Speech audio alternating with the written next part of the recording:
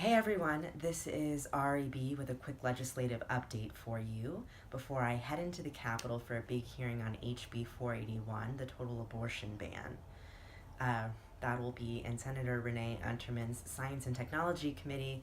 I imagine I will see plenty of you there. So I wanted to provide updates on a few items that have happened over the past few days. One, Senator Jeff Mullis's bill to protect Confederate statues has now passed out of both the Senate and out of the House subcommittee it was assigned to, which guarantees it's going to pass out of the House full committee once it gets there, which should be happening shortly. I want to note that Representative Barry Fleming came out to Mullis's defense on several occasions when he struggled to answer questions that the committee put before him. Mullis is chair of the powerful Senate Rules Committee, so unless the Speaker is working behind the scenes to squash this measure, I'm expecting it to go to the House floor for a vote.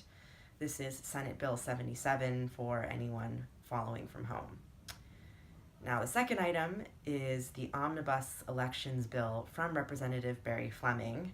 Yes, the same Barry Fleming who I was just referring to. His bill 30 minutes ago, received approval in the House. Now, if you haven't been tracking this measure too closely, you may be thinking, didn't this already pass out of the House? It did. So the way the process works is it passed out of the House by crossover day, went over to the Senate, went through the committee process. Yesterday, they voted on it after 3 or 4 hours of debate on the floor.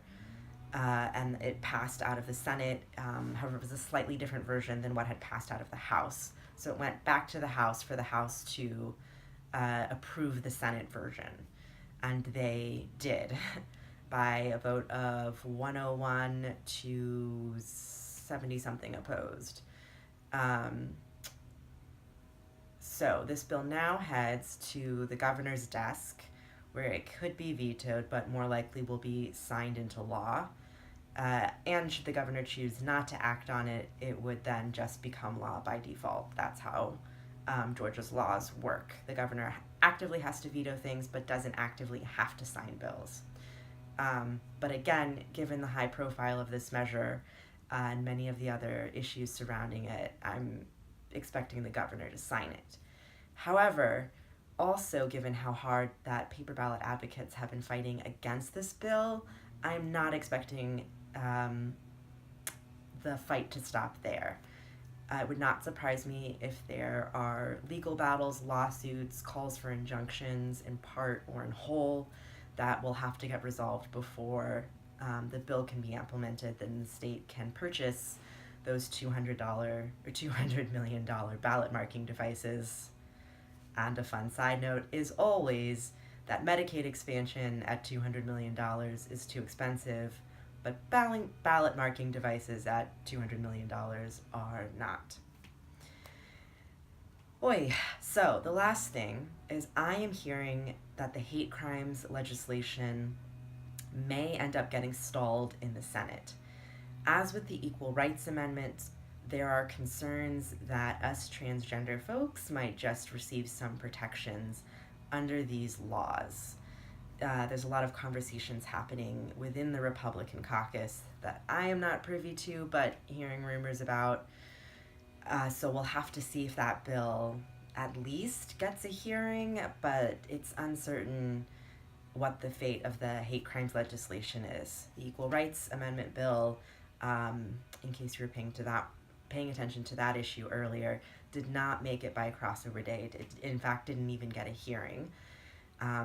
However, this brings me to my last point, which is that we are in the first year of a 2-year cycle.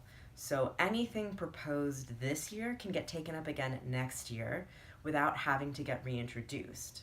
Now, bills that did not complete the process of getting passed out of committee, out of one chamber, out of the other committee's chamber, or out of the other chamber's committee, out of that chamber, approved by whatever differences, approved by both chambers and sent to the governor's desk. Any bill that did not make it through all of those steps is going to be sent back to committee. So even if a bill has passed out of one chamber, it will still have to go back through the committee process. It will not, however, have to be reintroduced, which ends up making year 2 of the legislative cycle always a bit more stressful for advocates, as anything that was introduced this year can quite suddenly get added to a committee agenda and get a hearing just days before crossover day. Those are all the updates I have for you now. As I said, I'm headed to the Capitol shortly to listen in on the HB 481 debates. Senator Renee Unterman has indicated that there will be a substitute that she brings forward in the Science and Technology Committee. So we will all, in just a few hours, find out more about how those debates are going to unfold and what that substitute looks like.